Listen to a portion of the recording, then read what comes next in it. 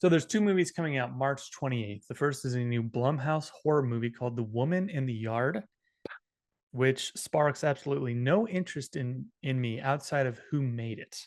But Mm. boy, oh boy, this looks stupid. Yeah, it doesn't look good. There's like nobody in the cast that I'm like, oh, I want to see it for them. The director is has made interesting stuff, though his latest track record is not super good. So I'm going low, 33%. Wow. What? Yeah, What's going on?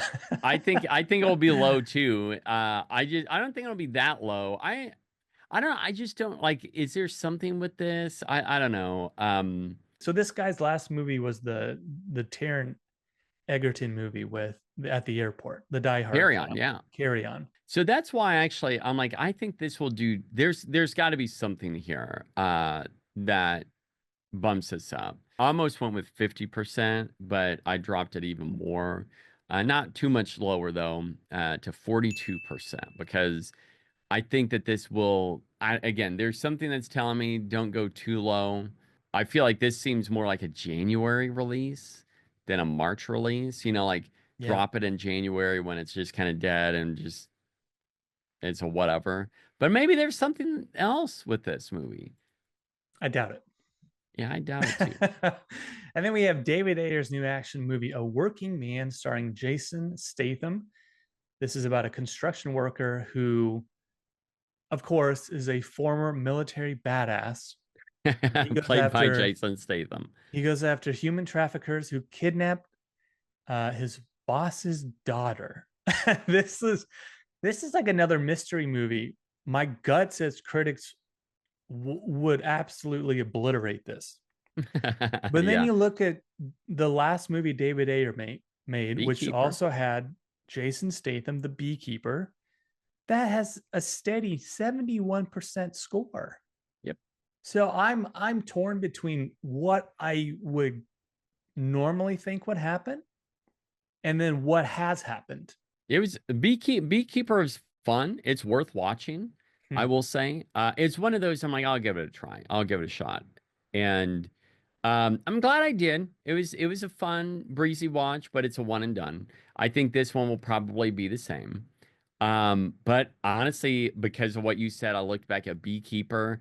I think that Statham, Air, they're onto something with these movies to create like this working class vigilante type story, or stories. I think that we'll get more of these. I think this is just more to come. I think Statham has entered into his Liam Neeson age of Taken when Oh, he's just Liam playing was the just same dude in every single movie. exactly, yeah. I am expecting that. I think this one will hit about the same as Beekeeper, and I'm going 70%.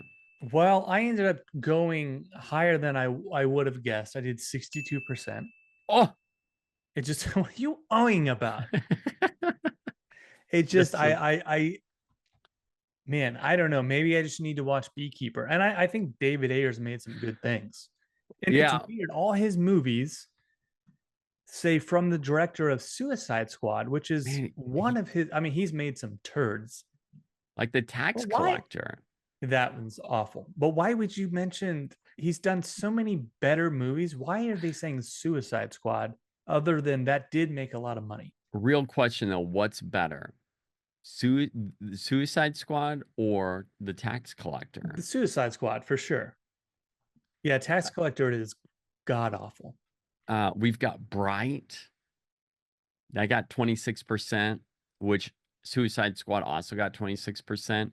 He had Fury, 76%. Mm-hmm. Sabotage at 21%. End of Watch, 85%. The Great Street Kings at 37%. Man, End of Watch is pretty good.